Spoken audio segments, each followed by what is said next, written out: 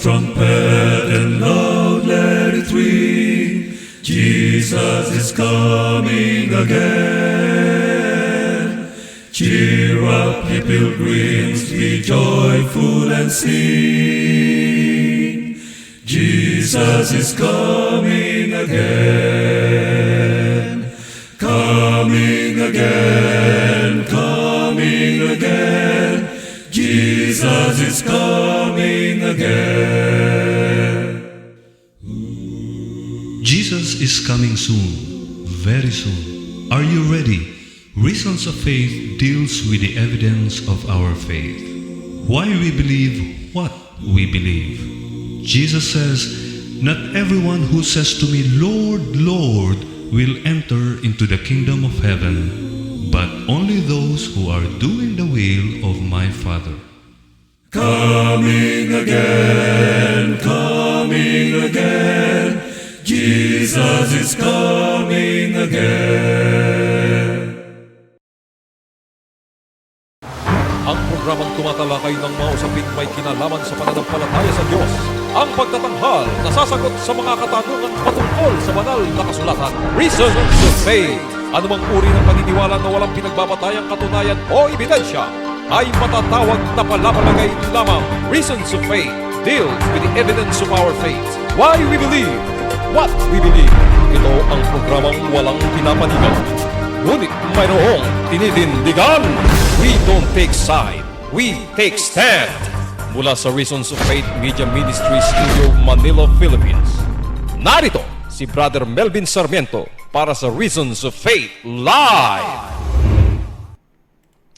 Isang mapagpalang araw ng Biyernes ang ipinapabot na pagbati ng programang Reasons of Faith sa lahat ng ating mga kaibigan at advance happy vesper naman sa lahat ng ating mga kapatiran. Welcome po sa programang Reasons of Faith Live.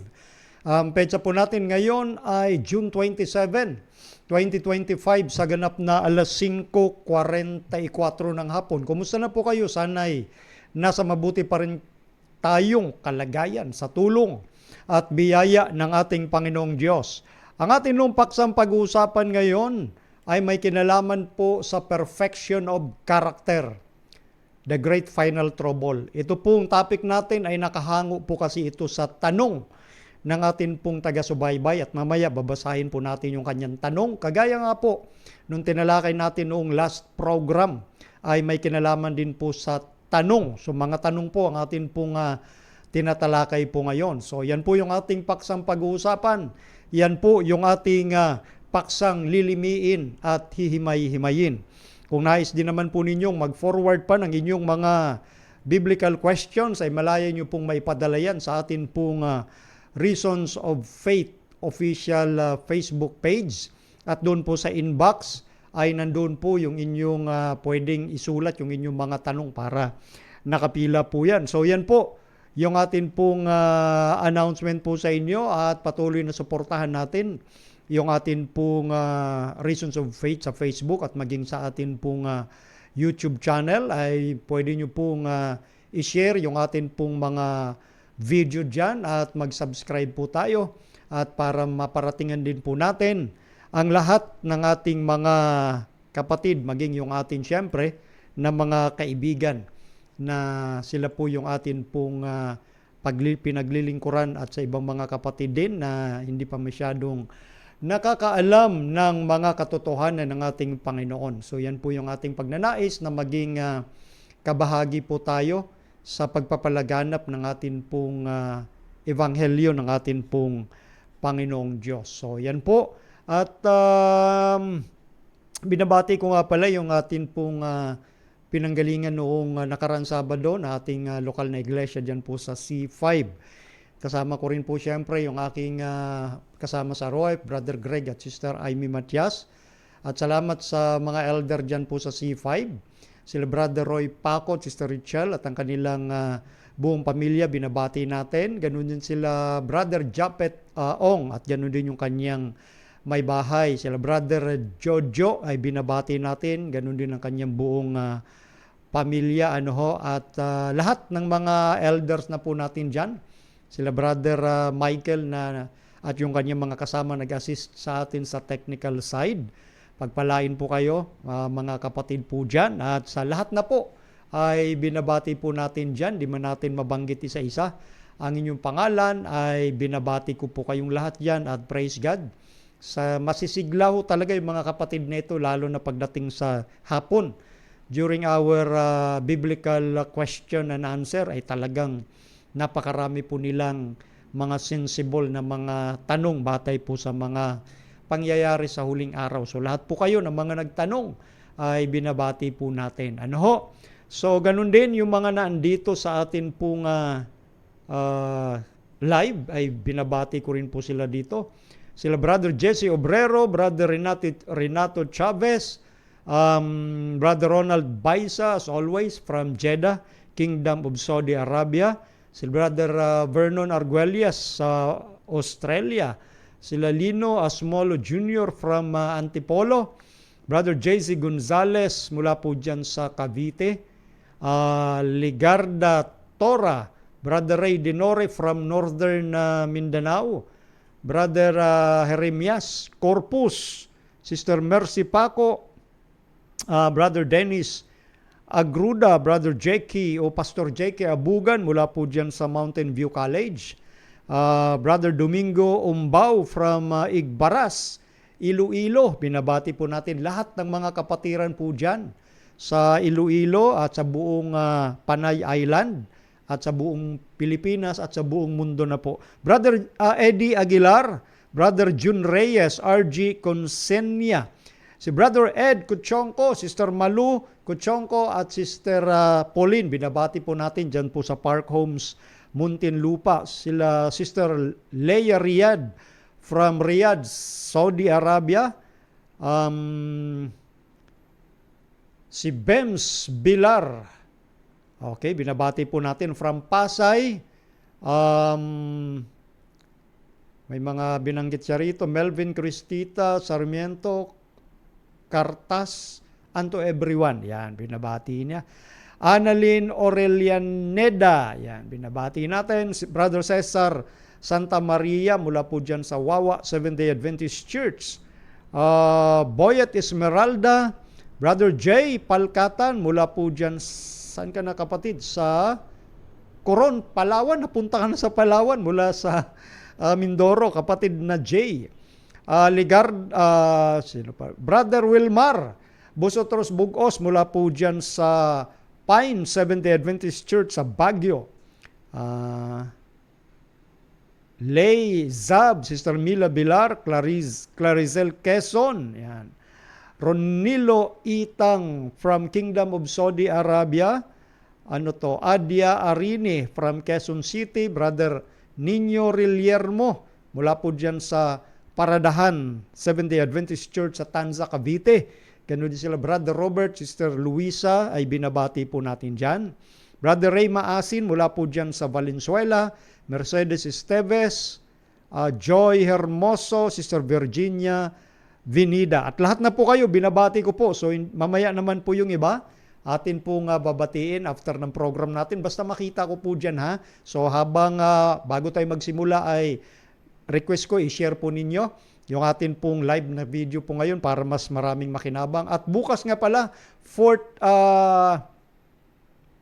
tama ba? Yes, fourth Sabbath bukas, yung ating Spirit of Prophecy standpoint, dyan po sa Pasig Central. Naka-live po tayo bukas, mga bandang 2:00 ay magsasalita na po ako. So inanyayahan ko po na subaybayan nyo po bukas yung atin pong live program kung meron po kayong pagkakataon para ituloy natin yung atin hong pagle-lecture. Buong taon ho yan, every fourth Sabbath, ganun din every second Sabbath. Meron po tayong ginagawang Adventist Biblical Standpoint na lecture. Okay? So, ngayon bago tayo magsimula, tayo po muna ay magtatalaga sa ating Panginoon sa pamamagitan po ng isang panalangin. Tayo po ay manalangin. Ama naming Diyos na makapangyarihan sa lahat, isang malaking pasasalamat na muli ay magamit ang inyong abang lingkod para sa paglalahad ng inyong mga salita sa kaalaman at sa paghiling ng mga kapatid at maging ng inyong mga anak sa iba't ibang samahan ng pananampalataya ng usaping may kinalaman sa magiging kaganapan sa huling panahon na nakabatay sa mga karakter na inyo pong nakikita. Salamat at nasa inyong banal na kasulatan ang kahayagan kung ano po ang nais ninyo at hindi ang aming nais at hindi ang aming mga gusto lang. Igawad sa amin, O Diyos, ang karunungan at kapakumbaba ang puso upang pakinggan at sundin ang inyong salita at hindi ang aming mga sariling kagustuhan. Ipagpatawad din naman ang anumang kasalanan upang ito'y hindi maging hadlang sa malayang pagdaloy ng inyong katotohanan. Ito po ang aming samot hiling. Maraming salamat sa pagtugon, alang-alang na lahat sa pangalan ng Panginoong Hesus. Amen. Okay, so ito. Diretso na tayo sa atin pong paksa na pag-uusapan. Ito nga pong may kinalaman sa perfection of character. Yan. Perfection of character. Okay? Pakita po natin. Yan ho yun. So yan po yung ating tema ngayon at gaya ng nabanggit ko, nakabatay po ito doon sa tanong ng isa po nating kapatid. Maganda kasi yung tanong niya. At ang sabi nga po rito sa kanyang tanong ay ganito. Mula po ito kay kapatid na Japhet Ferrer Amador. Ayan. Before ibuhos ang 7 plagues or 7 salot, posible ba na merong perfect from sinful act at hindi yung sinful nature? Itong magandang tanong na ito, kung naalala ko, parang may nagtanong dati doon sa lecture na ginawa ko rin sa Pasig Central, pero hindi pa masyado nating nabigyan ng oras at mahabang oras na pagsagot. Nasagot natin kaya lang hindi mahabang oras dahil limited. So kung tama yung pagkaalala ko, maaring ito din yon ang isang bahagi ng punto ng tanong. So ang serious itong tanong na ito at kinakailangan nga po, maintindihan din po nating lahat ito kasi yung tanong niya, bago ibuhos ang 7 salot, posible ba na merong perfect? Sabihin, posibleng merong mga lingkod ang Diyos na perfect. Clarify niya na yung perfection na sinasabi niya ay mula doon sa sinful act. Ibig sabihin, hindi ka na gumagawa ng tinatawag na kasalanan. Kasi nga, ang paggawa ng kasalanan, gaya ng madalas nating pinapaliwanag, ay choice po yan. Ano ho? Choice. At hindi yung tinatanong niya yung sinful nature. Kasi habang wala pa si Christ, mananatili talaga yung sinful nature, yung ating fallen nature. At yung sin na ginagawa, sinful act, iba namang usapin yun kasi yung sin, yung act ng paggawa ng kasalanan, choice yan. Okay? So ang tinatanungan niya sa panahon ng 7 salot, posible ba na hindi na gumagawa ng kasalanan sa panahon ng 7 salot? Yan. Maliwanag yung tanong niya ho eh. So maganda. Simulan na po natin. Ngayon, ito pong tinatanong dito ay ibabatay natin doon sa sanctuary service, especially doon sa Day of Atonement. Kasi ganito ho, alang-alang din sa kaalaman ng atin pong mga kaibigan o hindi natin kasama sa pananampalataya, ang Seventh-day Adventist po kasi ay nakabata yung amin pong pag-unawa, especially sa final events, no? Yung mga tinatawag naming eschatology or last day events nga po, ay nakabatay doon sa tinatawag na sanctuary, yung sanctuary service, yung daily and yung yearly, once a year, yung Day of Atonement. Kasi para maintindihan natin yung sitwasyon, lalo na yung tinatanong niya sa panahon ng 7 last plague, tinatanong ng kapatid na nabasa po natin kanina, ay dapat makita yung ating tunay na sitwasyon batay doon sa mga simbolo na pinapakita doon sa sanctuary service, especially yung Day of Atonement. So basahin na po natin. Makikita po yon dito po sa aklat ng Levitico, ang kapitulo po ay 16. At ang talata 21, simulan natin. Ito na yung ginagawa ng Great High Priest, yung Day of Atonement or tinatawag sa Hebrew na Yom Kippur. Kasi tandaan natin ito kumbaga ay ika-clarify natin na yung pitong ceremonial na yon na ginagawa nila sa isang taon, may kinalaman po yun sa una, ceremonial aspect, at yung ikalawa, civil aspect. Yung ceremonial aspect ay may kinalaman sa apat na ceremonial nga na ginagawa nila. Yung huling tatlo, para mabuo yung pito, may kinalaman sa civil aspect. So yun po yun. So yung pito yun na pinag-uusapan, especially sa Leviticus 23. At dito naman sa explanation, doon sa Day of Atonement, sa chapter 16 verse 21, ito yung mga symbol na ginagawa para maintindihan natin yung kaganapan sa huling araw, lalo na sa panahon ng pagbuhos ng pitong salot, ano ba ang dapat maging kalagayan sa panahong yon ng bayan ng Diyos o yung mga taong nag-aangkin na lingkod ng Diyos.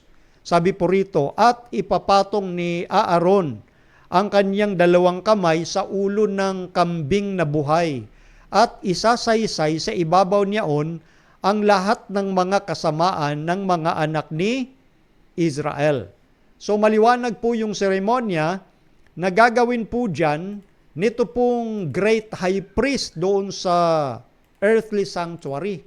No? Ito yung panahon ng Day of Atonement na ipapatong ni Aaron yung kaniyang dalawang kamay sa ulo ng kambing. Okay? Yung buhay na kambing. Kasi yung isang kambing, pinatay. No? At nabuhos ngayon dugo nung, siyempre, kambing at dinala sa loob ng most holy place at winisik yung dugo doon, lalo na doon sa mercy seat, sa may kaba ng tipan. Ngayon, etong pinag-uusapan dito ay yung buhay na kambing kasi dalawang kambing yan eh. Yung isa, papatayin, yung isa buhay at ang tinutukoy nga, si Azazel. Okay? Ngayon, ituloy natin ang sinasabi rito sa verse 21, ang sabi ho ay ganito, at lahat ng kanilang mga pagsalangsang, lahat nga ng kanilang mga kasalanan, at ilalagay niya sa ulo ng kambing at ipadadala sa ilang sa pamamagitan ng kamay ng isang taong handa. So yun yung simbolo na nung pinatong ni Aaron yung kanyang kamay sa ulo ng kambing, lahat ng mga kasalanan ng buong Israel. Ang tinutukoy ay ang kadahilanan kaya nagkasala ang buong Israel ay yung buhay na kambing, yung Azazel. Kaya yung simbolo na ilalagay, yung kamay ni Aaron sa ulo ng kambing, para yung kasalanan yon, no, ng buong Israel, na ang dahilan ng pagkakasala ng, kumbaga, yung instigator, no, ng kasalanan sa Israel, yung buhay na kambing, lahat ng kasalanan nun, symbolically, no, dadalhin sa ilang. Kasi yung kambing na yun, dadalhin ng taong able, yan o, kamay ng isang taong handa. Siyempre, sasamahan ng tao yung kambing, dadalhin doon sa ilang. At yung simbolo na yung kasalanan ng buong Israel, wala na sa kampamento. Ito, pinapasimple na lang natin, mga kapatid, mga kaibigan. Wala na sa kampamento. At yung kambing na instigator ng kasalanan, mamamatay na lang yun sa ilang. Yung taong naghatid doon, pagbalik, maglilinis siya. No? So, yun yung idea na sa panahon ng Day of Atonement, yung buong Israel, yung kampamento na yun, wala ng kasalanan. Okay? Yun yung simbolo na ginagawa sa Day of Atonement. At syempre, para hindi tayo bumitaw doon sa gusto nating iparating, yung Day of Atonement sa pangkabuuan na naganap, especially sa prophecy ni Daniel, Kapitulo 8, talatang 14 na may kinalaman sa 2,300 days or years, ay nagsimula nga po noong 1844. Sa mga kaibigan nating hindi nakaalam nung atin pong binabanggit na yon, nandiyan naman po yung mga video natin, awa ng Diyos, hindi pa naman natatanggal dyan sa ating Facebook. Pwede nyo pong tingnan doon, especially may kinalaman sa 2,300 years, kasi mahabang pagpapaliwanag po yon. So ngayon, ito nga po na katumbas nitong ginagawa, no, sa Israel noong Day of Atonement, ito naman yung pinasimulang gampanan ni Kristo noong 1844 sa the Most Holy Place. Okay? Kasi nga, going back again doon sa sanctuary service, araw-araw, yung daily, lahat ng kasalanan ng buong Israel, sila dinadala sa sanctuary, at ganun din ang idea na yung kasalanan ng penitent o nagsisising makasalanan, dadalhin doon sa loob ng sanctuary sa pamamagitan ng pagwisik ng pari nung dugo nung innocent na hayop na pinatay. Okay? So, kaya meron ginagawang once a year na ang tawag cleansing. Paglilinis ng santuaryo. Nang ibig sabihin noon, once a year, yun na nga, yung kasalanan ay maaalis sa buong Israel. Yung mga bagay na yon ay sinisimbolohan nga nung pinasimulang gampanin ng Panginoong Hesus noong 1844 sa most holy place. Okay? So paglilinis ng ating mga kasalanan. Ngayon, yung Azazel na yon, to make the long story short, kumakatawan po ito kay Satanas kasi si Satanas yung instigator ng kasalanan ng buong sanglibutan. Bagaman, binanggit na natin kanina, sin o ang kasalanan is a choice, hindi necessity. So nasa iyo yan kung gusto mong magkasala. Kasi bago ka magkasala, hinihingi muna yung consent mo, yung pagpayag mo para gawin yung kasalanan. Walang tinatawag po o hindi totoo na ang kasalanan ay necessity, na para bagang tubig, pagkain, necessity sa tao. Hindi po necessity, kaya nga nandyan yung biyaya ni Kristo para pagtagumpayan yan. At ginagawa yan, pinapractice, again, balikan nyo yung nakaraang topic natin, sa bawat araw ng buhay natin. Kasi ang pamumuhay ng mga alagad ni Kristo, day by day, step by step, one day at a time. Kaya yung binabanggit doon sa unang Juan 3:9, may kinalaman nga po yun sa hindi muna nagiging habit yung kasalanan kasi unti-unti mong pinagtatagumpayan, one day at a time. Yun yung focus mo. Walang taong hindi na nagkakasala. Kaya ang tawag ni Juan, kapag inaangkin natin wala tayong kasalanan, sinungaling. So yun yung binabalikan lang natin yung mga unang punto na yun. Pero yung perfection, unahin ko na, attainable. Gaya po nitong pinapakita po rito sa ating topic. Ang sabi nga po rito sa verse 22, basahin po natin ito. Sa verse 22 ng chapter 16 ng Levitico, at dadalhin ng kambing ang lahat ng mga kasalanan nila. Sinong nila? Ng buong Israel. Sa lupaing hindi tinatahanan. At pawawalan niya ang kambing sa ilang. Pawawalan nino? Nung taong inatasan na magdala ng kambing doon sa ilang. So na-separate na si Azazel, yung instigator ng kasalanan ng tao. At napakaganda nung sinisimboluhan yan, especially sa panahong iginapo si Azazel or si Satan sa loob ng 1,000 taon. Nandito siya sa wilderness, hiwalay talaga yung naging kasalanan na sa bayan. Bakit? Yung mga lingkod ng Diyos nasa langit sa buong 1,000 taon. So binabanggit nga po rito, yung mga lingkod ni Kristo, ulitin ko, na sa langit sa buong 1,000 taon. Hiwalay na sa kasalanan. Yun po yung pinapatungkulan nung nangyayaring Day of Atonement sa Israel. I will remember their sins no more, sabi ng atin pong Panginoon. Ngayon, ito na nga ang binabanggit, lahat ng mga kasamaan nila sa lupaing hindi tinatahanan, kaya napahiwalay na po yung kasalanan sa Israel. Yan po yung mga sinisimboluhan na mga gawain po doon.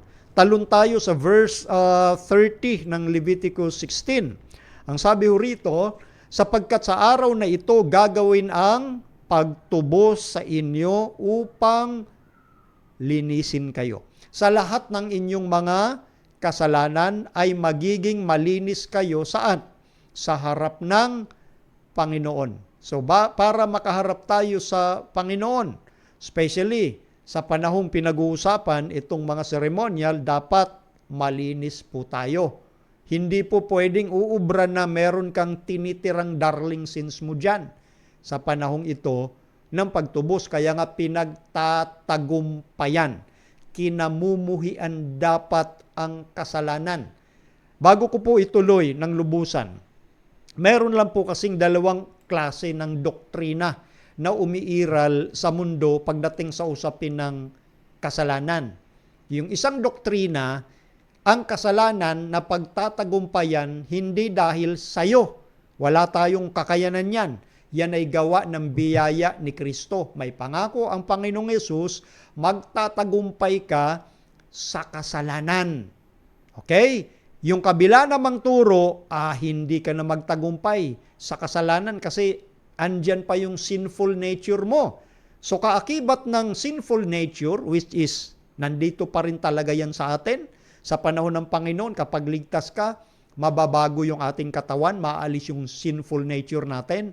Pero merong pangako dito sa kabila na magtatagumpay ka sa kasalanan kahit nasa sinful nature ka pa, yung ibig sabihin yung nature mo ay fallen, nahulog sa kasalanan, pero dahil sa reality na sinasabi na ang kasalanan is a choice.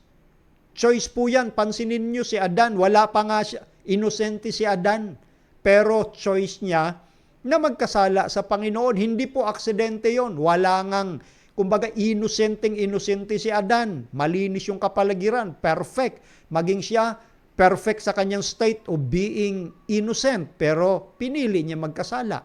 So, kahit tayo dito sa sinful nature, kaya ngayon tanong ng kapatid maliwanag, yung sinful act, no? Yung paggawa ng kasalanan. Okay? So, mayroong tagumpay na pinapakita dito sa kabilang banda. Sa kabilang banda, ang tinuturo nila, since nandito tayo bilang merong sinful nature, malabo na hindi tayo makakagawa ng kasalanan. Kaya ang iniisip nila, sa pagdating ng Panginoong Hesus, pwede pang humingi ng tawad. Dalawang idea lang po ang umiiral na ganyan. So mamili lang po kayo. Saan kayo? Doon sa pinangakuan ng Panginoon na kayang magtagumpay dahil sa kanyang biyaya, o dito sa kabilang tumihaya ka na lang kasi nasa sinful nature ka, magkakasala ka pa rin tuloy-tuloy. So meron silang pagdududa dito sa kabila na imposible na maging mananagumpay ka. Okay, so yun po. So ituloy po natin yung binabanggit dito po sa atin pong pinag-uusapan. Ngayon, meron akong ipapanood po sa inyo na ito ay galing sa isang malamang kapatid ho ito sa YouTube. Ang kanyang pangalan na ginamit doon ay Scriptures Illustrator. Pwede po kayong mag-subscribe sa kanya. Magaganda po yung presentation niya through AI. So ipapanood ko po sa inyo kung paano niya pinipresent itong pinag-uusapan natin na ito by principle ay turo natin bilang Seventh-day Adventist regarding sa pag-blot out ng mga kasalanan, blotting out of sins. Pakinggan nyo at panoorin po ang sinasabi niya po rito. Ito po, sa Scriptures Illustrator na video po ito. Okay? Ito po. Judgment must begin at the house of God, says Scripture, 1 Peter 4:17, meaning it starts with those who claimed His name, beginning with the righteous dead and proceeding eventually to the living. Christ our high priest is assessing each life record to see who has truly repented of sin and trusted in Him. In this judgment, the character of each person is weighed. Diba, sa judgment na ito, sa ginagawa ng Panginoon sa langit, doon na tinitimbang ng ating Panginoon kung sino talaga yung lubusang nagsisisi at tinatalikdan yung kasalanan. Their sins covered by Jesus' blood. Have they overcome through faith? See, have they overcome through faith? Kinakailangan ho talaga yung pag-o-overcome o pagtatagumpay sa kasalanan. Tinuturo po yan ng Biblia, lalo na Spirit of Prophecy. It is a blotting out of sins for those who are found loyal to God. Blotting out of sins for those who found loyal to God. So itong blotting out of sins na ito, pinapakita sa sanctuary service, especially sa Day of Atonement. Kaya ngayong kasalanan dapat hiwalayan sa bayan sa panahon na haharap na tayo sa Panginoon. Acts 3:19, and a removal of names from the book of life for those who refused His grace. Kaalisin naman yung mga pangalan doon sa aklat sa mga tumatanggi sa biyaya. Ano ang purpose ng biyaya? Bigyan ka ng pagtatagumpay. Kasi kalakasan ng Diyos yun para tayo'y magtagumpay. So tututulan ba natin yun? Yung grace? May mga nag-iisip lang na, okay, yung biyaya ng Panginoon sumasa atin yan. Pero para sabihin natin na hindi tayo magtatagumpay, ginagawa nating sinungaling yung biyaya ng Panginoon. Kasi ang layunin nun ay bigyan ka ng tagumpay. This sacred work transpires in the shadows of the heavenly sanctuary, where Christ pleads His blood for penitent sinners. For over a century and a half, the hour of His judgment, our Lord has been conducting this final review. In love, He lingers until every case is decided, extending mercy while probation lingers. But we are fast approaching the hour when every name will have been considered and the verdicts sealed for eternity. See?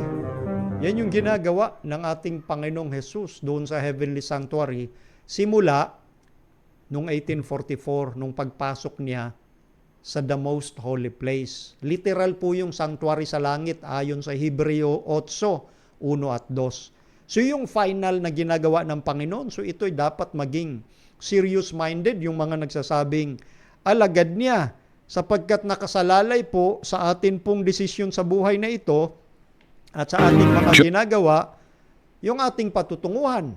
Isa pa, panoorin pa natin yung isa pang punto na sinasabi ng Scripture Illustrator.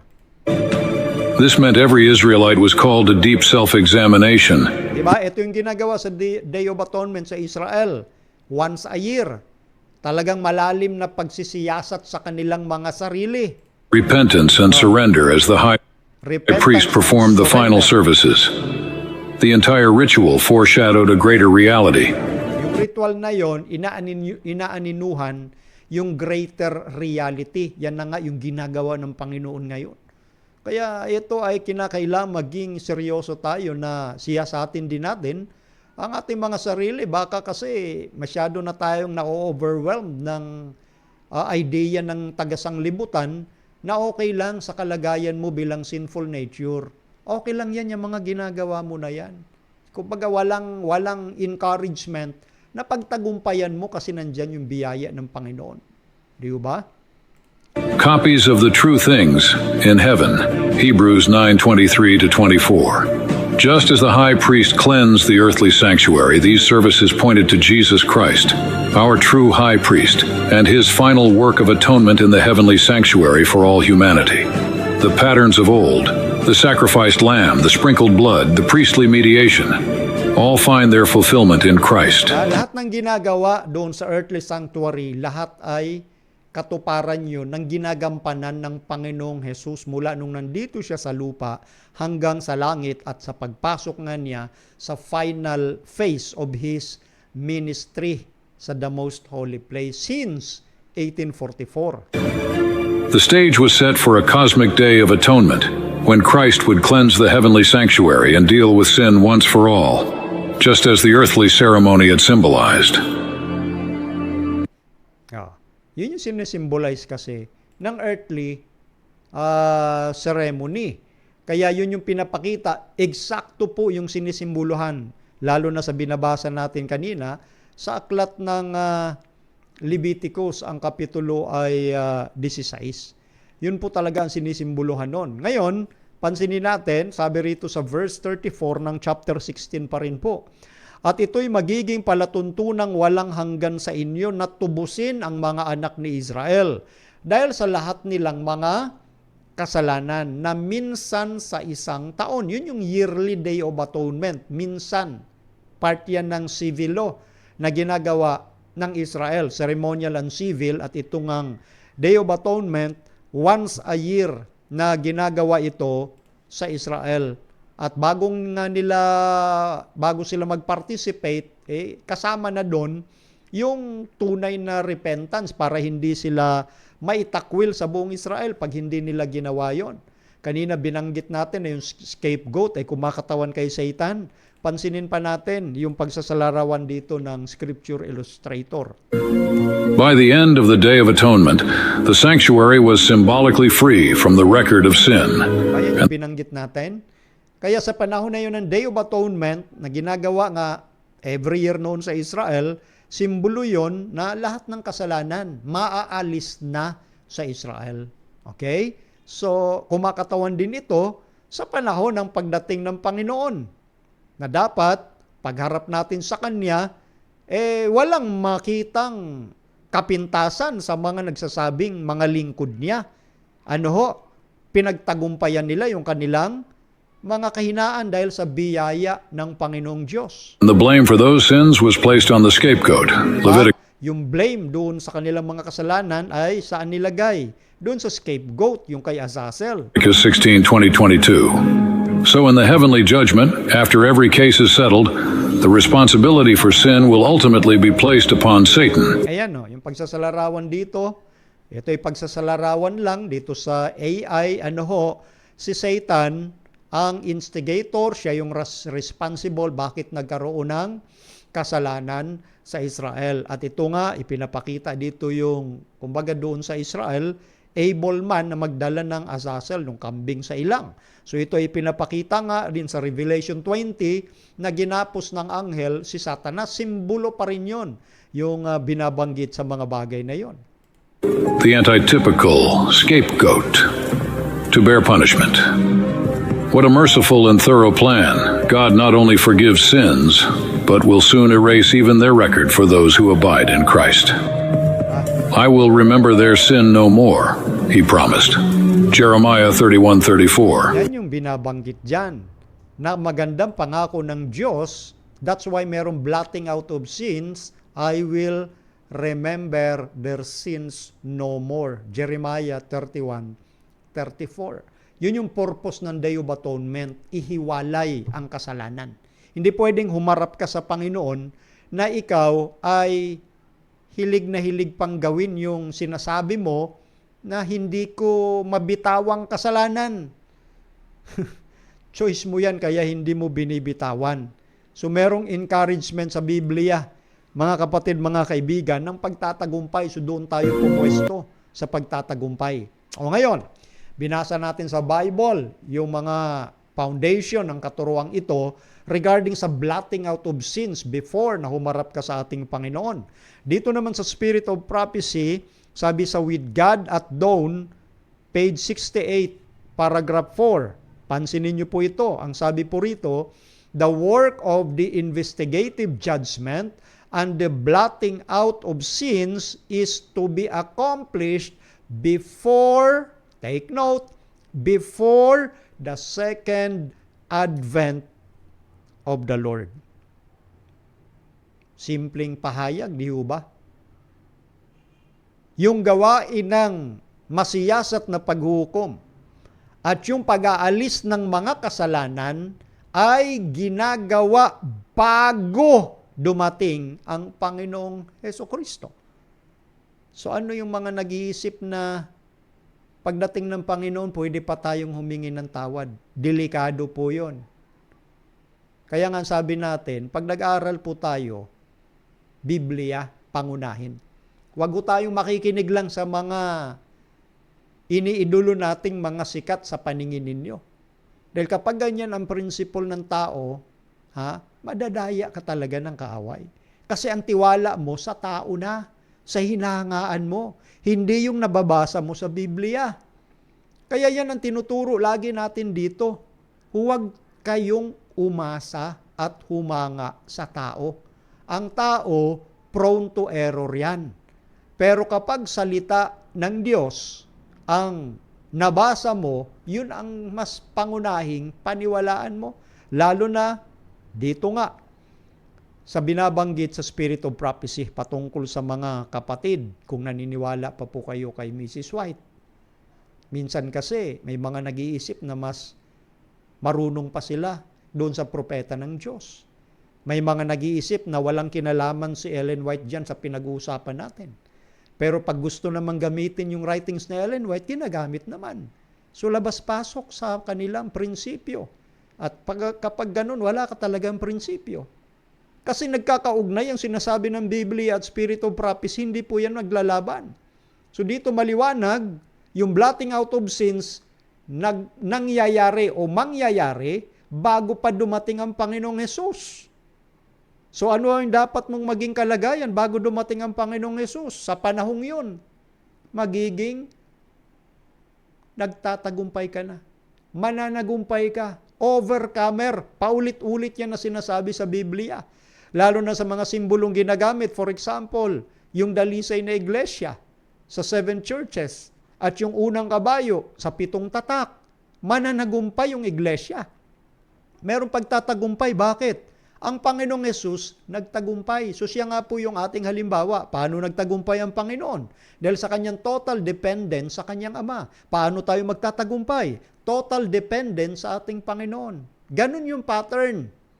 No? Ganun yung pattern na sinasabi po dyan. O, pansinin ninyo. Ito, may kinalaman doon sa sinabi sa Jeremiah 30, verses 5 to 7. Jacob's experience during the night of wrestling and anguish represents the trial through which the people of God must pass just before Christ's second coming. Stop ko muna doon. Inihalan tulad din yung karanasan noon ni Jacob na pakikipagbuno niya. Di ba? Doon sa God's messenger. So yung pakikipagbuno niya na yon sa buong magdamag ay nagre-represent ng pagsubok na dadaanan. Take note, pagsubok na dadaanan ng bayan ng Diyos bago dumating si Kristo. So ito na yung tinatawag na the great and final trouble. Yun yung paghahambing sa karanasan ni Jacob. The prophet Jeremiah in holy vision looking down to this time said, "We have heard a voice of trembling, of fear, and not of peace. All faces are turned into paleness. Alas, for that day is great, so that none is like it.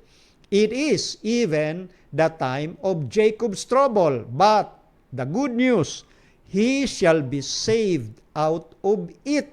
Yun yung magandang balita. Kahit matinding or dakila, the great and final trouble, yung kakaharapin ng bayan ng Diyos, dadaanan talaga ng bayan ng Diyos, kaya huwag kayong maniniwala. Meron pang ibang isipan na hindi na magkakaroon ng persecution o kahirapan. Maling-mali po yun kung Biblia ang pag-uusapan. Mauulit yan. Kaya nga diba sa ating mga quarterly lesson, muling diniscuss yung mga bagay na yan. Praise God. Kaya nga yung atin pong pinapangaral dito mula pa nung una, stand po yan ng Seventh-day Adventist. Kaya inuulit sa atin pong quarterly lesson. Lalo na dito sa sinasabi sa Jeremiah Kapitulo 30, walang katulad nung araw na yun sapagkat yung araw na yun dakila. Dakila sa aling usapin. Sa tinatawag na kabagabagan. Matindi ang dadaanan ng bayan ng Diyos bago dumating ang ating Panginoong Hesus. Dakila at panahon ng kabagabagan. So kaya ngayon title natin, base sa tanong, Perfection of Character, the Great and Final Trouble. So kinakailangan natin maging overcomer.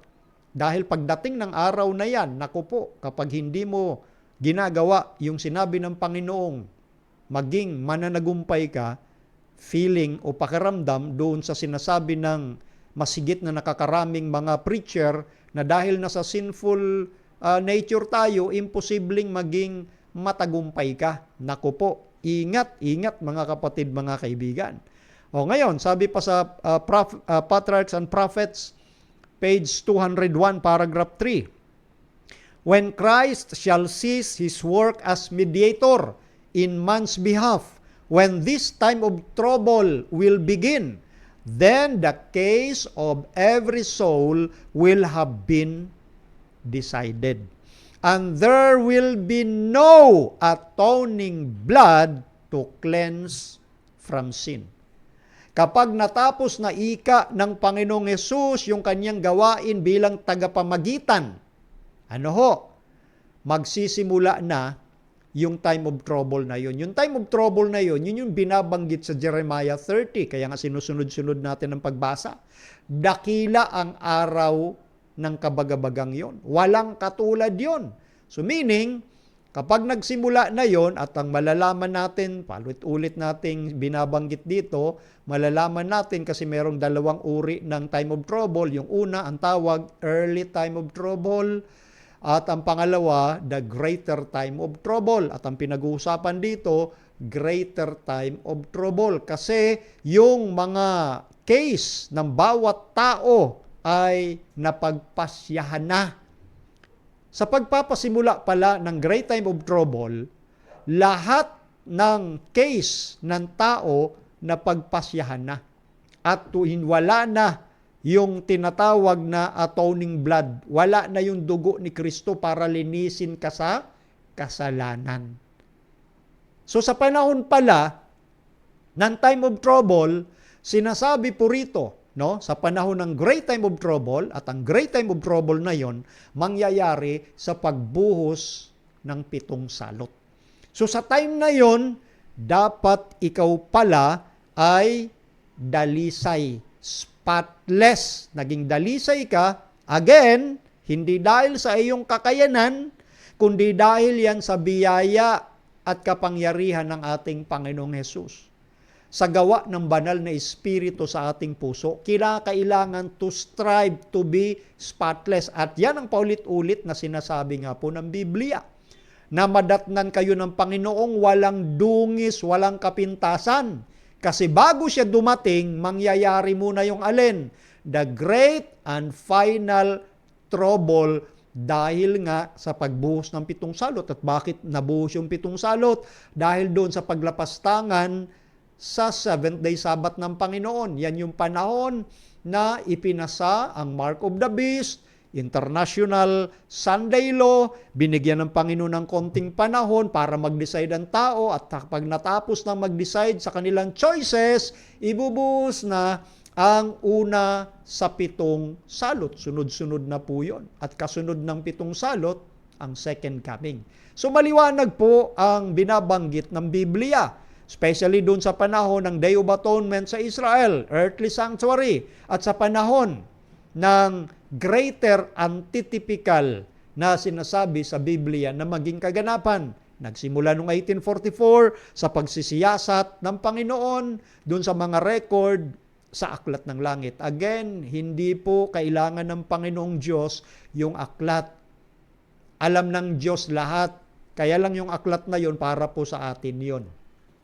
Makikita natin yung ginawa niya kung paano siya naging patas ayon sa Biblia. At dito nga, time of trouble, itong great time of trouble will begin. Tapos na yung gawain ni Kristo sa langit. So ano ngayon yung iniisipan ng iba? Na pagdating ng Panginoon, pwede pa tayong patawarin. Samantalang nandito na, no atoning blood to cleanse from sin. Wala na. So dapat, spotless ka sa panahong yan. Yan na nga yung binabanggit doon na simbolo na sa panahong ito, before the appearing of our Lord, nagtagumpay ka sa kasalanan dahil sa biyaya ni Kristo. Meaning, bago dumating itong great time of trouble, mula ngayon, nagsusumikap ka sa biyaya ng Panginoon. Hindi yun yung pagiging perfectionist. Pag perfectionist, legalista tawag doon. Parang mga Hudyo, umaasa sa kanilang alin? Effort. Pero kung ikaw ay gumagawa ng effort, kasi nga ang sabi, grace is not against effort. Grace is against merit. Yun yung quotation natin kay Pastor Salo. Napakaganda yon. Kaya nga, yung grace, biyaya, hindi po yan laban sa effort. Kasi yan ang hinahanap ng Panginoon, mag-effort ka. Ang grace o biyaya, laban po yan sa merit. Walang merit ho sa tunay na sumasampalataya kay Kristo. Hindi sila nag-aangkin ng credit. So again, balik tayo rito, maliwanag na wala nang atoning blood kasi tapos na ni Jesus yung kanyang gampanin sa panahon na mangyayari yung great time of trouble. So paano ka palilinisin? Kaya nga, ngayon palang ginagawa na ng Panginoon ang lahat para sa atin, para tayo'y maging matagumpay. Pansinin natin ang pagsasalarawan uli ng Scripture Illustrator. Those who are living upon the earth when the intercession of Christ shall cease in the sanctuary. Diba? Pareho ng binabanggit sa Spirit of Prophecy na kapag natapos na ng Panginoong Hesus yung kanyang pamamagitan sa sanktuaryo sa langit, anong sabi? Above are to stand in the sight of a holy God without a mediator. Tumatayo o tatayo tayo sa harapan ng Diyos na wala ng tagapamagitan. Ito nga po yung tinutukoy na panahon na great and final trouble. Kapag nabuhos na yung 7 salot, tatayo tayo na walang tagapamagitan. Their robes must be spotless. Yes, the robes must be spotless. Sabi ng Biblia po yan, paulit-ulit na sinasabi ng Biblia. Namadat ng unang Tesalonica 5:23. Yung ating espiritu, kaluluwa, ay at katawan ay ingatan na walang dungis, without spot, walang kapintasan, blameless sa panahon ng pagdating ng Panginoon. Di ba? So their character must be purified. Linisin tayo. Yan ang paulit-ulit na sinasabi ng mga alagad. Their characters must be purified from sin by the blood of sprinkling. This jolting proclamation stirs the deepest spiritual urgency. Imagine that. Spiritual urgency yun. Ibig sabihin, nagtutumuli, nagmamadali, nandyan pa habang merong katiting na lang tayong probation. Kakaunti na lang yung natitirang panahon sa kasaysayan ng mundo. Huwag nating baliwalain yung kaseryosohan ng panawagan ng Panginoong Diyos na magdalisay tayo, siyempre, sa kanyang biyaya.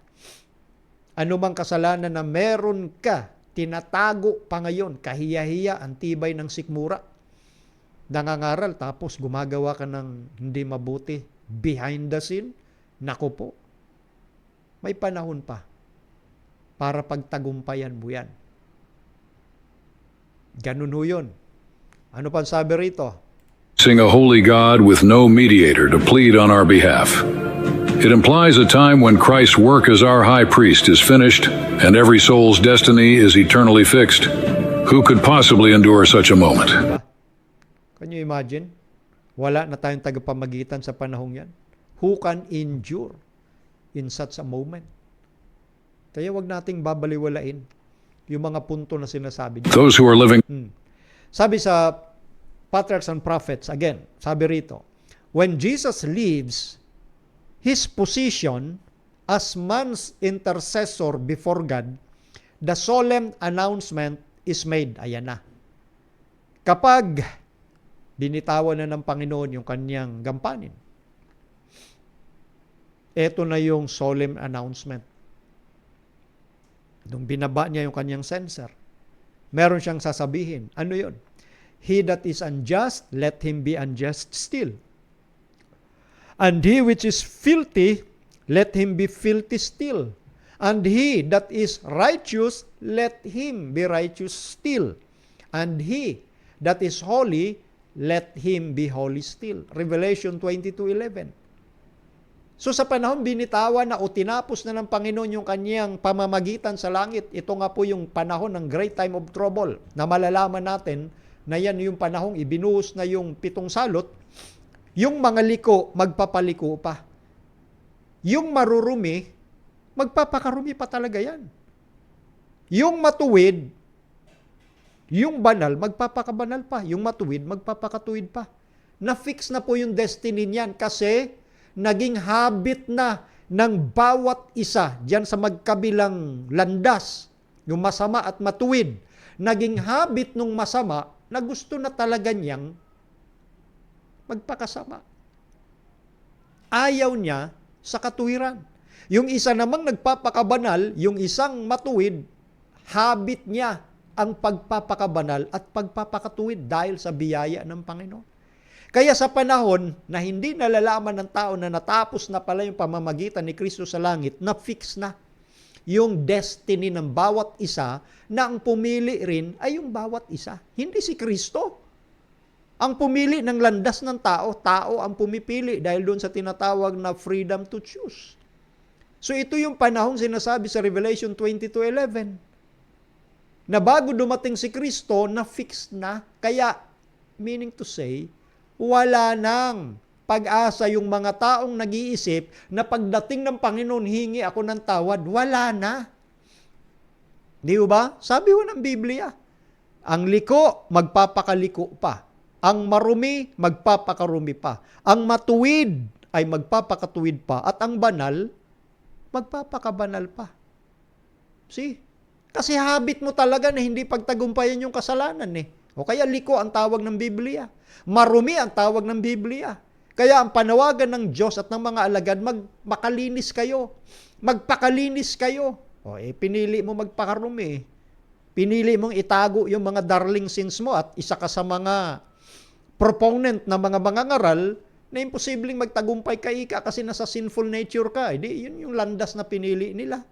Samantalang yung mga taong nagtitiwala sa katuwiran ni Kristo, magpapakatuwid pa. Meron silang kapangyarihan na gawin yun dahil kay Kristo. Yung banal, magpapakabanal pa. Ayan ho yun, kasi habitual yan kaya yung binabanggit. Again, mabalikan ko yung nakaraang topic. Unang Juan 3:9. Huwag kayong mangagkasala.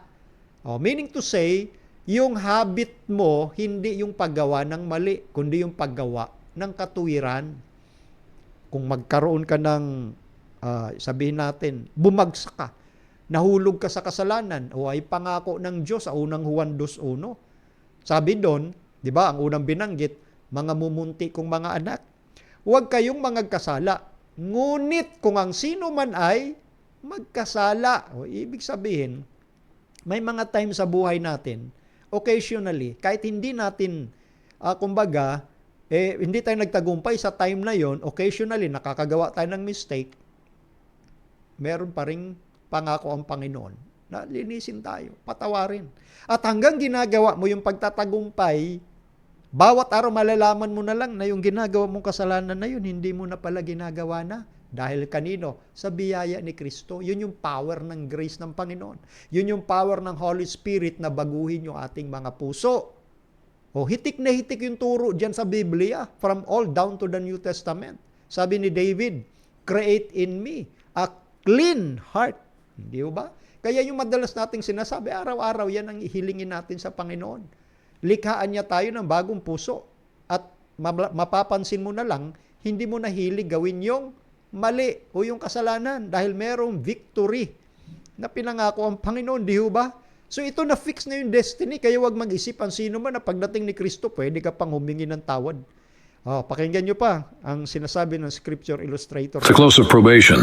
No more meeting. Ito na, sa panahon ng close of probation nga, nung binuhos na yung 7 salot, kasi tapos na ni Kristo yung kanyang pamamagitan, sa santuario sa langit, sabi rito, Mediator in the sanctuary. Soon, no one knows exactly how soon this phase of judgment and mercy will reach its cosmic conclusion. When the last case has been decided in the heavenly tribunal, Christ will lay down his priestly censer and declare, "It is done." In that moment, human probation closes. A solemn decree will go forth in heaven. He that is unjust, let him be unjust still. And he that is righteous, let him be righteous still. And he that is holy, let him be holy still. This pronouncement in Revelation 22:11 signals that every person's fate is sealed for eternity. No further change is possible. The door of mercy silently shuts. Wala nang kumbaga positive note na may pag-asa ka pa sa panahong yan ng close of probation. Katulad nga ika nung isinara, yung pinto ng arka ni Noah, ay ang Diyos naman nagsara nun. Ay, wala na. Di ba? Just as the door of Noah's ark closed 7 days before the flood. Genesis 7:16. Di ba? Yun. Ano pa? Eto, yan nga. Sa verse 11, binasa natin yung destiny na pinili ng bawat tao. Liko, nagpakaliko. Masama, nagpakasama o nagpakarumi. Pero yung isa, nagpakatuwid, nagpakabanal. Kaya nga pagdating ni Kristo sa verse 12 na sinabi, narito ako'y madaling pumaparito at ang aking gantimpala ay nasa akin upang bigyan ng kagantihan ng bawat isa ayon sa kanyang piniling gawa o gawin sa buhay niya. Kaya yung pagdating ni Kristo, pagbibigay na lang ng gantimpala at kaparusahan naman. Ayun ho yun. Kaya huwag ho kayong kumbaga magpapapaniwala sa salita lang. Aral at magbasa ho tayo ng Biblia. Ganun ho. Sabi sa early writings, page 281, the sweet voice of mercy was no more to invite them. When the saints and all heaven were interested for their salvation, they had no interest for themselves. Life and death had been set before them. Many desired life but made no effort to obtain it. Yan. Yung matamis na tinig ng kahabagan ay hindi na. Mag-aanyaya pa. Kapag ang mga banal at ang mga nananahan sa langit, kumbaga, interesado sa kaligtasan ng bawat isa, pero yung mga taong interesado ang Diyos na iligtas ang bawat isa, wala silang interest doon sa usapin ng kaligtasan. Yung buhay at kamatayan, alam nila. Walang magiging gray area sa bawat individual o sa bawat tao. Magiging maliwanag sa kanila na mas pinili nila na humiwalay sa Panginoon. Although marami ang naghahangad ng buhay, pero wala naman silang ginagawa para makamit ito. Ayan, yung mga galit na naman sa effort. Again, grace is not against effort. It is against merit. Mga taong gusto ng buhay pero walang gagawin daw. O ayun nga, sinabi ni Ginang White, pareho. Oh. Gusto ng buhay pero walang effort para makamit ito. Kaya nga sa Biblia, ulit-ulit, ang ganda rin ng tanong sa akin doon sa C5 pagdating sa usaping ito.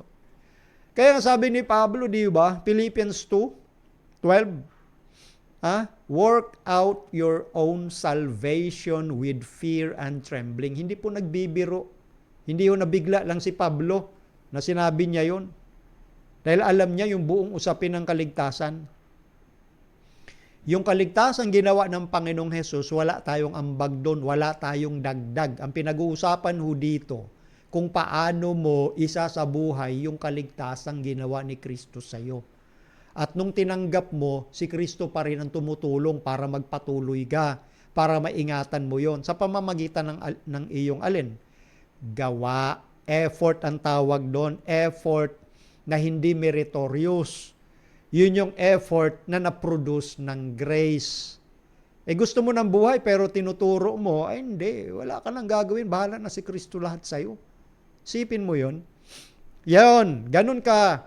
Yung conglomeration ng doctrine ng demonyo ay talagang kino-confuse ang tao Di ba? Kaya nga dito, maraming naghahangadikan ng buhay pero wala naman silang ginagawa para makamtan ito. Hindi nila wino-work out with fear and trembling.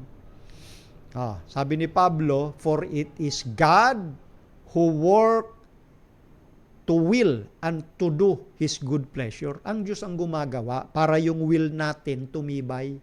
God's will, man's will. Yun yung cooperation. Yun yung binabanggit na effort sa bahagi ng tao. Ayon sa Biblia, binasa natin yon. Di natin nililikot yon, binabawasan o dinadagdagan. Again, sabi ni Pastor Ray Salo, grace is not against effort. It is against merit. Kaya nakadepende sa tao, anong motibo mo. Di ba? Pero kung ang gagawin lang ng tao ay pahiran ka ng pahiran ng putik na hindi naman yun yung tinatayuan mo, delikado ka. Delikado ka talaga kasi sa kaligtasan, you are not honest. Ang tawag po natin sa mga ganyan, intellectual dishonest. Para pahiran nyo ang kapwa-tao nyo ng paniniwala na hindi naman nila pinapaniwalaan. Ingat! Ito pa. Then the restraining spirit of God is withdrawn from the earth, as Jacob was threatened with death by his angry brother. So the people of God will be in peril from the wicked who are seeking to destroy them. Ayan. Kapag yung restraining spirit of God, kasi ang banal na espiritu, pinipigil niya yung mga passion, yung maiinit na passion ng tao sa paggawa ng mali. Paano kung winidraw na yung Holy Spirit sa lupa? Sa pangkalahatan. Ganun ngayon nangyari kay Jacob. Na-threatened siya ng kanyang kapatid na si Esau. Nang iniisip niya, papatayin siya talaga ni Esau. Pero gumawa ang Diyos. Di ba? Kaya ganun din yung bayan ng Diyos sa huling araw na ito ay mapapasa panganib mula doon sa mga masasama na nagnanais sila'y wasakin. Kakaharapin nating mga kaganapan ito. Pero, gaya ng madalas natin binabanggit sa buong Biblia, kung babasahin nyo yung buo, kumbaga sa kwento, basahin nyo yung buong kwento, ang victory pa rin nasa mga tapat na lingkod ng Diyos. Ibibigay ng Panginoon siyempre. So wag tayo magbasa na hanggang lang, hindi natin binasa ng buo, tinapos mo lang, one half, o in-extend ng konti. Nakakatakot naman yung prophecy. Kaya nga ang ganda ng quarterly lesson natin, sabi ko nga, tuwan-tuwa ako Kasi yung mga tinatalakay natin dito sa live sa Facebook ay ngayon naglalabasan na. Tuwan-tuwa ako. Praise God kasi doon ang nakikita natin na yung tinatalakay natin dito ay tunay na doktrina ng ating church. Di ho ba? So ngayon, ayan ho yun. Magiging karanasan natin sa huling araw itong binabanggit. Ngayon, pagdating nga ng Panginoon, no more forgiveness. Ito naman ang sabi ng Scriptures Illustrator. When this work shall have been accomplished, the followers of Christ will be ready for his appearing. The scripture declares, "And behold, I come quickly, and my reward is with me, to give every man according as his work shall be." Christ comes as king and judge, not to negotiate terms or do further sorting of souls. Darating ang Panginoon sa ikalawa, hindi para mag-negotiate. Hindi magkaroon ng compromise o konti na lang yung kasalanan mo. Nagsisi ka na ba? Kaya mo magtagumpay pa yan. Bigyan kita ng konting extension. Wala nang ganon, wala nang negotiation kasi nga, dala na niya yung reward. Sa panahon pa lang nung great and final trouble, doon na dapat nakaharap ka sa Diyos, blameless, spotless, kasi na yung pinakadulo bago ka anihin ng Panginoon. Kaya ngayon, habang wala pa yung time na yon, merong pagsasanay, habitual to overcome sin.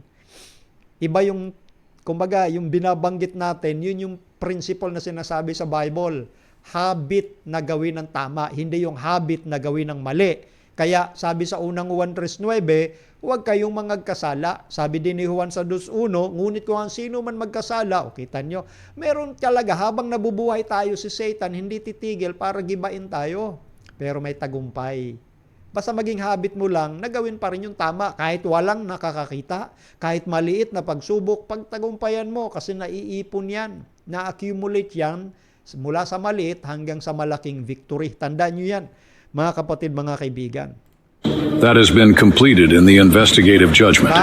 Yung dealing sa kasalanan, nagawa na yun noong investigative judgment. Kaya nga blotting out of sin. Sa Israel, di ba? Nilayo yung kambing. Symbolizes wala ng kasalanan sa kampamento ng Israel. Ganun po yun. He comes to execute the verdicts established in the heavenly court. To the righteous, those who have washed their robes and made them white in the blood of the Lamb. Revelation 7:14. Bakit? Spotless, without blemish. Kasi dahil sa dugo ni Kristo. Binihisan na niya tayo ng kanyang katuwiran. Kaya nga yung binabanggit doon sa Steps to Christ. No, napakaganda. Christ's character stands in place of your character. And you are accepted before God as if you had not sinned.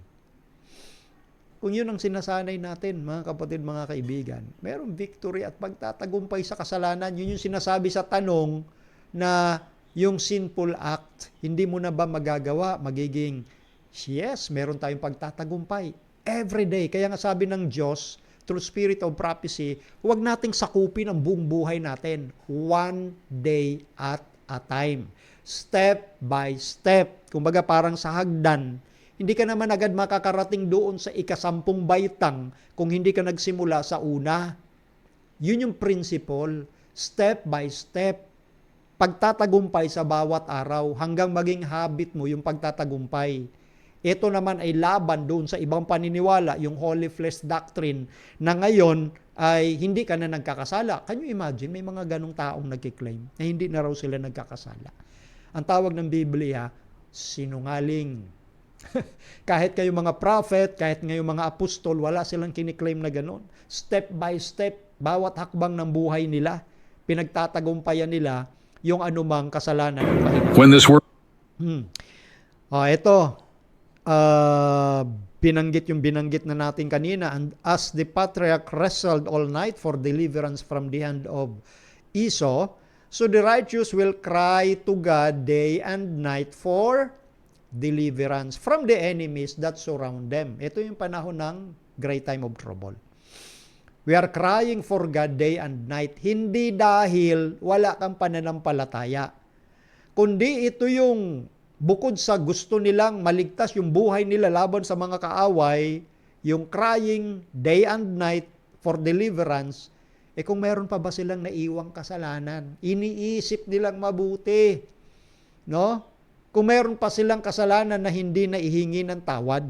Ganda nito.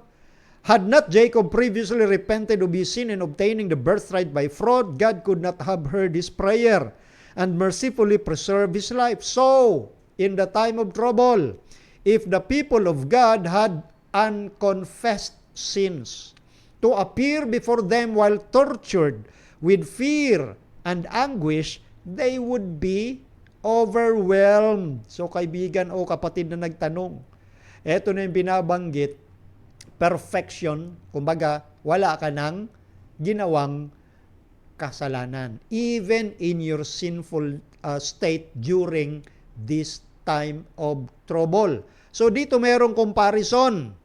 Kung paano si Jacob, no? Kung hindi siya humingi ng kapatawaran doon sa mga dating kasalanan niya, na dinaya niya yung kapatid niya si Esau by fraud, daya, hindi sana pinakinggan ng Diyos yung kanyang panalangin para ma-preserve yung buhay niya. Doon naman sa panahon na hinahanting siya ni Esau na kanyang kapatid. Kung hindi hiningi ng tawad yun ni Jacob. Di ba? So, katulad din sa panahon ng time of trouble, kung ang bayan ng Diyos ay merong kasalanang hindi pa naihingi ng tawad, at ito ay maalala nila habang tinotorture sila ng takot, no? Ay matatabunan sila. Meaning matatakpan, hindi sila magtatagumpay. Kung meron pa silang kasalanan na hindi naihingi ng tawad. Therefore, logic dictates na sa panahong ito, kapatid na nagtanong, panahon ng final and great time of trouble, wala silang maalalang kasalanan kasi na-blot out na ng Panginoong Hesus yun. Katulad ng ginawa sa earthly sanctuary.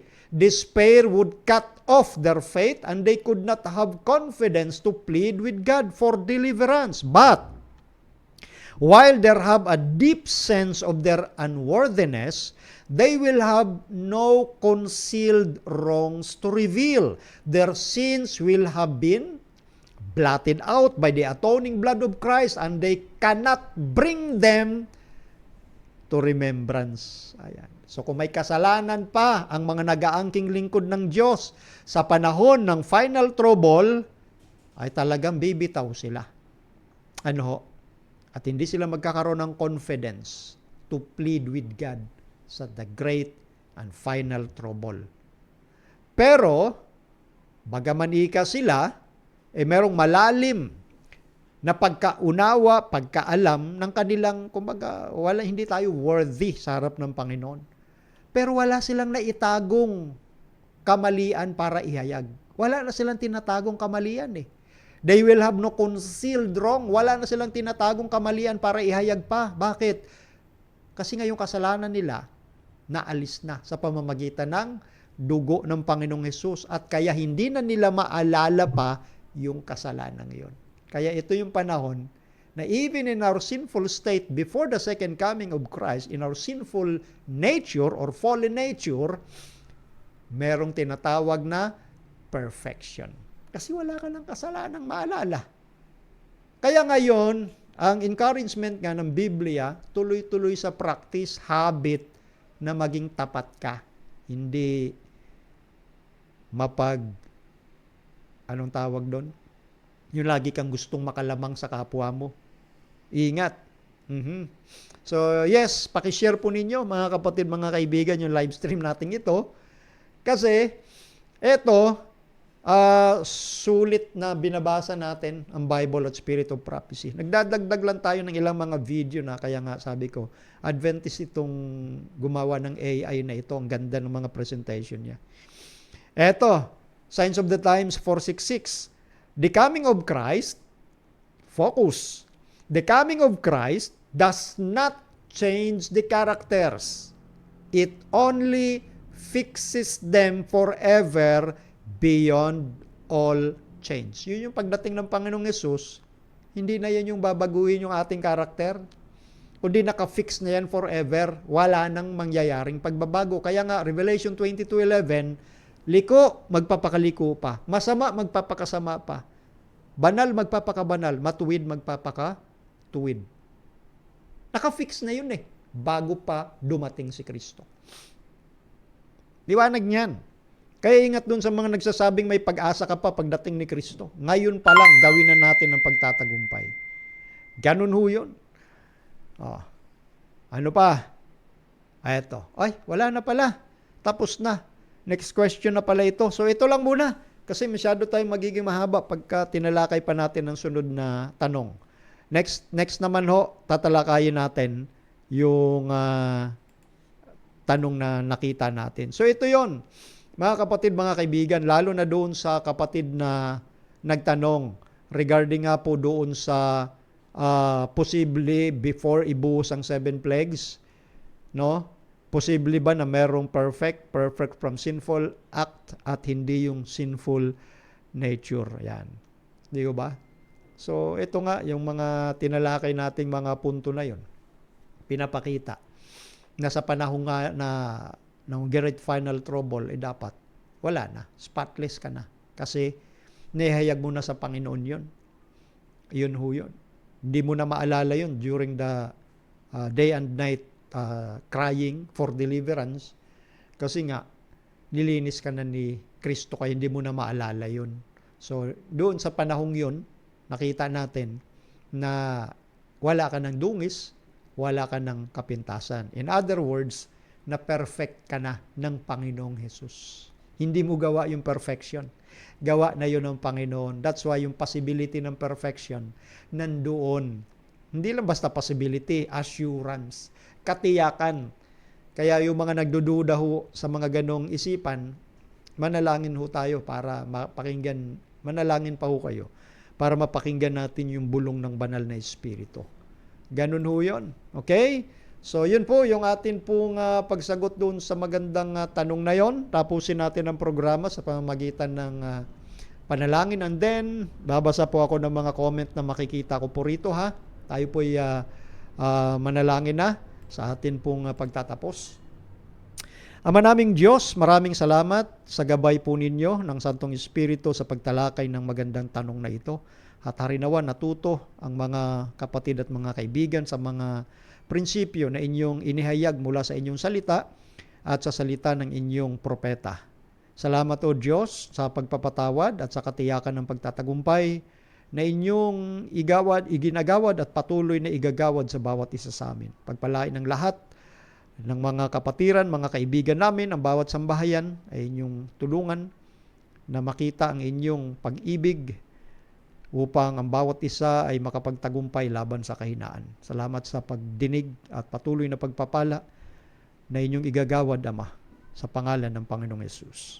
Amen. Okay, so ito. Bati muna ho tayo rito.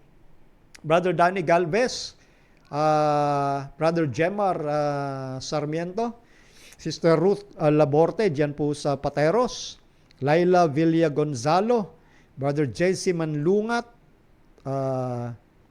Brother Eliezer Mereno, Sister Maria Caldona Hernandez, Teresa Magno de Luna. Sabi dito, mayroong comment pa rito. Para tanong ito. From Don Baltazar, kung nakasalalay sa ating ginagawa ang punot dulo ng ating patutunguhan, di ba nakadepende pa rin sa ating gawa ang ating kaligtasan? Parang salvation by works din yan. Hindi po. In-explain na po natin kanina, di ba? Haba nga ng explanation natin, mahirap din ulit-ulitin. I-review nyo na lang po, kapatid o kaibigan, yung inyo pong gustong malaman doon sa tanong na ito. Saka ito pa, sabi pa niya, this video shared in this presentation contradicts righteousness by faith as the narrator puts emphasis on the sinner's repentance. Therefore, our repentance become meritorious. Anyway, conclusion mo lang yan, kapatid. Yun yan sinasabi natin, ha? Anyway, sabi ko nga, tuloy-tuloy lang sa pag-aaral po. Lahat, pati na ho kayo, tuloy lang sa pag-aaral. Huwag lang nating gawin na ipahid yung hindi naman paniniwala ng iba, maging doon sa video. Ako naman naintindihan ko yung sinasabi doon sa video, kaya ko ginamit dito eh. Yung iba lang kasi nagpapahid. Huwag, ingatan natin yun na ipahid sa isipan ng bawat isa yung hindi naman nila paniniwala. Ang tawag doon, strawman's fallacy. At isa pa, poisoning the well. Kasi pag ibang nakabasa nito, lumalabas nila lason ninyo yung balon. Ganun ho yun. dinidiscredit doon sa mga video na yon, at maging sa iba pang video nung pinakita natin na yon, never na nagkiklaim po yon ng paglaban sa righteousness by faith principle. So lumalabas dito, kapatid o kaibigan, kayo lang po yung nagbibitaw ng ganung conclusion, ha? Ingatan yung pagpahid, ingatan, ako po. Ang daming ganyan po, lalo na sa social media. From Jesse Manlungat, wrong understanding ka lang bro, Don. Yun, kausap niya ngayon. Oo nga, siya lang yung may pag-unawa nun eh. Hindi naman ganun yung intention ng video author na yon. Ang ganda actually. Hindi lumalaban sa principle ng Bible at spirit of prophecy. Kaya nga doctrine ng Seventh-day Adventist. Ngunit kung hindi nyo matanggap, nasa sa inyo pa rin po yun. Okay? Nasa sa inyo pa rin po yun. Pero huwag nating ipilit yung mga iniisip lang natin na iniisip daw nila. Huwag. Masamang gawain yun eh. Okay? Brother Ricardo Garcia from Quezon City, Brother June Olgina, Brother Eldrin Umagto, hindi po yan salvation by works. Ang problema kasi sa mga bagong theology ngayon, kinoconsider nyo na works ang repentance, confession, and surrendering. Those are not works but gift. Saan na ba yun? Gift of God, because God gave man the freedom of choice. It is up to man in the exercise of free will to repent, confess, and abide in Christ. The gift is always there, but accepting the gift is the requirement. It is not a contribution or merit, because still, God is the one who gave us that freedom. All glory and merit still goes to God. Praise the Lord, Brother Eldrin. Ito ang eksakto na, kanina pa, pinapaliwanag natin yung mga principle na to. Ito mismo yon, eksakto to. Kaya nga sabi ko, hindi ko na uulitin. Bagamat binasa natin ito sa napakagandang comment ni kapatid na ito.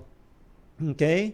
So, gaya ng sabi ko, ang dami pang message dito ni Don Baltasar. Nasa sayo nga po yun eh. Kung gusto mong ituloy yung paniniwala mo, ituloy mo. Pero hindi nyo kami pwedeng ma-manipulate. Yun. Pasensya na sa paggamit ko ng term, ha? Kasi you are trying to manipulate kung ano yung pinapakita po namin dito batay sa aming alam sa Biblia. Kung hindi po ninyo gusto, well, nasa inyo po yan. Ganun lang ho yun. Pero huwag nyong ipilit dito yung inyong understanding. Pero okay lang na mag-comment kayo rito. Ganun lang ho yun. Yung actually, yung mga followers ng Reasons of Faith talaga, alam naman nila kung ano yung kumbaga, yung pagkaunawa nila, naintindihan nila.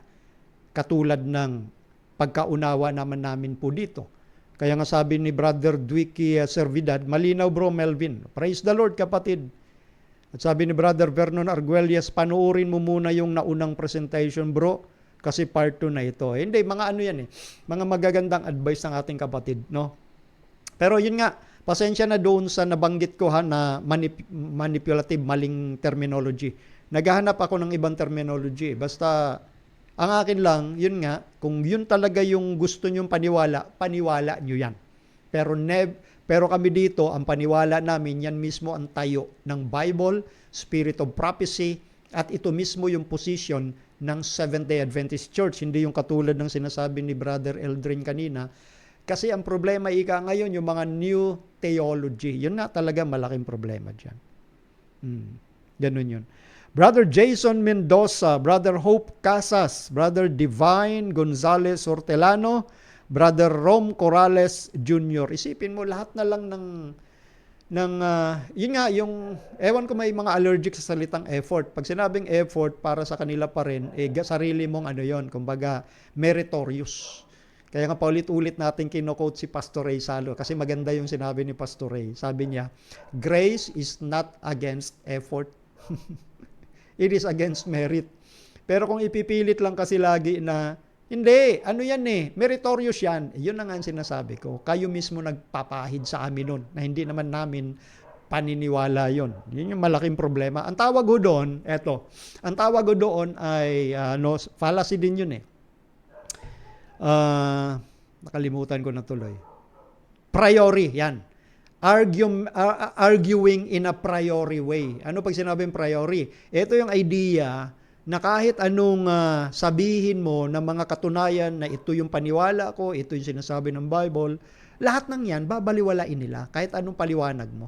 Yun yung, they are arguing in a priori way. Kaya nga mas maganda, halimbawa, kung magkapatid naman kayo sa pananampalataya, kumbaga, ituloy mo kung ano yung gusto mo. Pero kami, hindi namin ititigil kung ano yung alam namin na tama ayon sa sinasabi ng Biblia. Itutuloy-tuloy namin yan, never na makakaapekto ang sino man. Kaya napapansin nyo po, kami, lalo ng Reasons of Faith, we don't take stand. We don't take side. Okay? We don't take side. We take stand. Ano yung tinatayuan namin? Bible, Spirit of Prophecy, and our 28 fundamental doctrine. Wala kaming pinapanigan. Kaya nga sinasabi natin dito, truth matters, hindi kung sino nagsabi. Kaya kahit sino, kung ano nang alam namin, kung ano yung alam namin sabi ng Biblia, yun ang aming tatayuan. Hindi ko ano sinasabi ninyo ng sino pa man. Okay?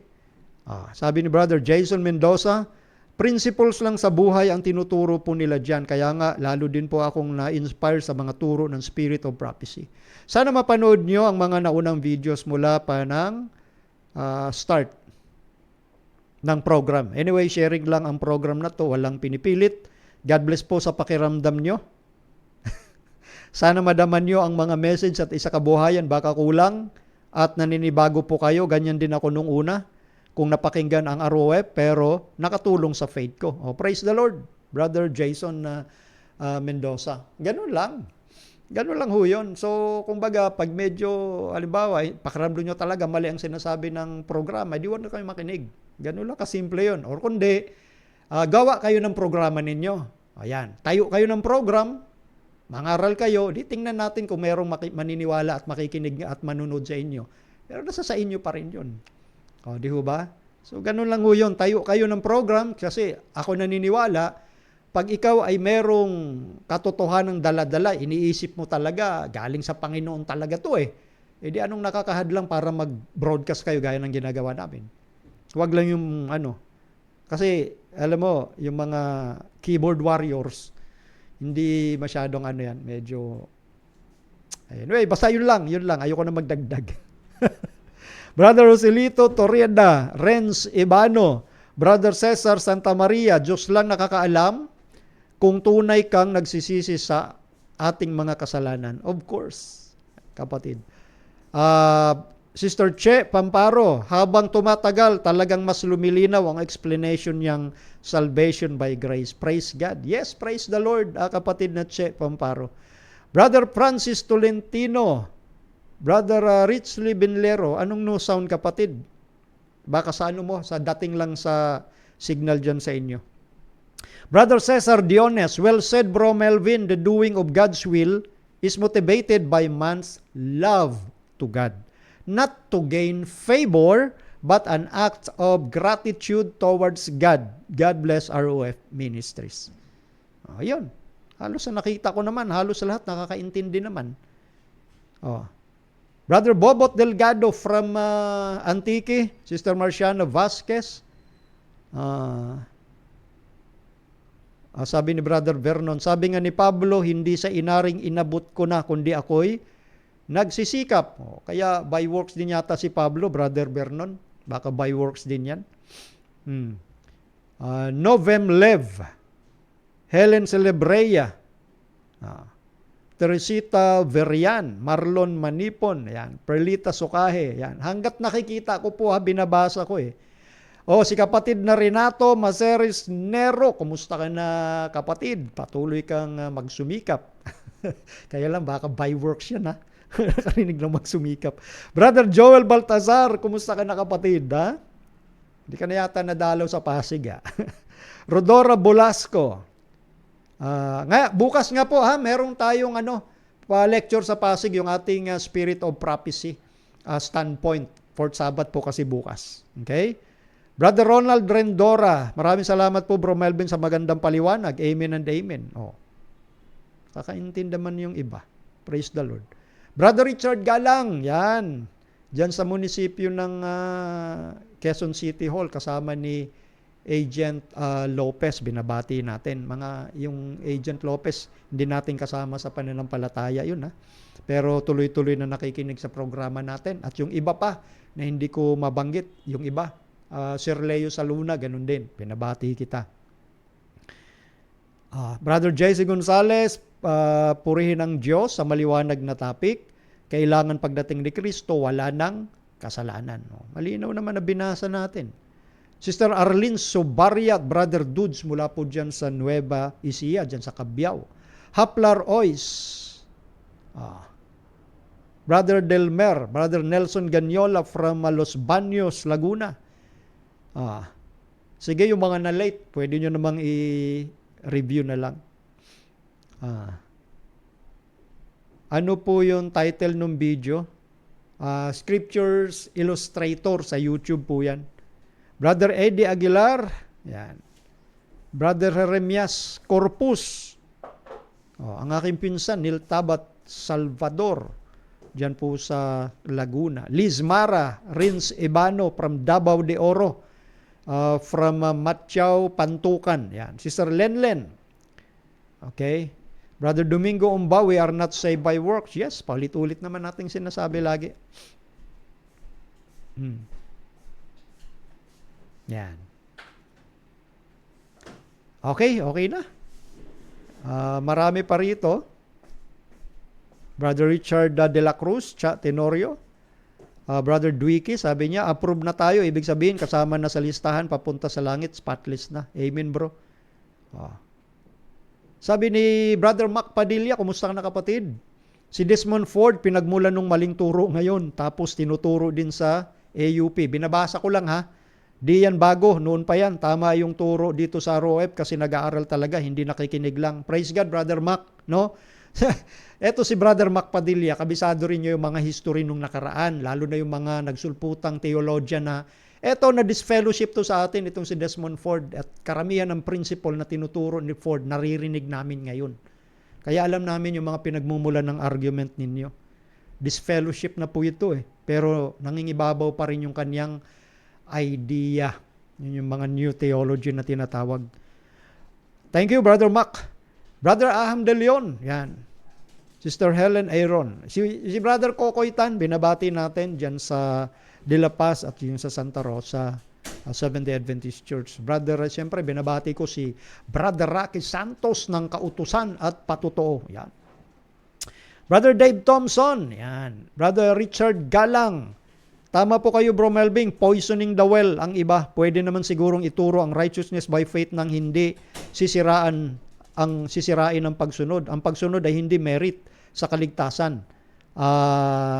Tanging si Kristo lamang, pero walang maliligtas na malabagin sa utos, hindi magkalaban ang bunga o results ng kaligtasan. Praise God, Brother Richard. Brother Val Crooks, amen po. Brother Melvin, napakaganda po ng presentation nyo. Praise the Lord po. Praise the Lord. Brother Primitivo Tan mula po dyan sa Aklan. Happy Sabbath sa lahat. Pagpapala maging sa ating lahat. Maraming salamat, Brad Melvin, sa topic na binigay sa gabing ito. Praise God. Sabi ni Brother Aham de Leon, pilit nating sinasabi na una, pero ang iniintindi nila, 11. Ang tindi ng nasabi mo, Brother. Pilit natin sinasabi na isa, pero ang iniintindi nila, 11. Ayun na nga Brother Ludwig Mediante, buti na lang merong reasons of faith. Bro, mas refresh ang mga kapatid natin sa ating doktrina. Praise the Lord, praise the Lord. Nancy Pelayo Amar, Antonio Cabagon, yan, from San Mariano, Rojas, Occidental, Mindoro. Leonor Abuda from Eastern Samar. Pasensya, yung iba ko namang hindi nabasa, pasensya na po ha. Pero by Spirit, binabati po namin kayong lahat. Okay? So, sa ito, nakapanalangin na rin naman tayo.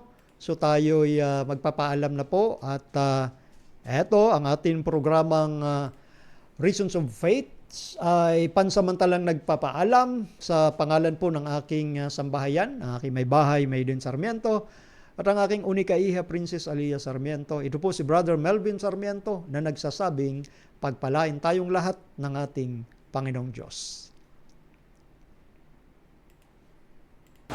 Ang programang tumatalakay ng mga usaping may kinalaman sa pananampalataya sa Diyos. Ang pagtatanghal na sasagot sa mga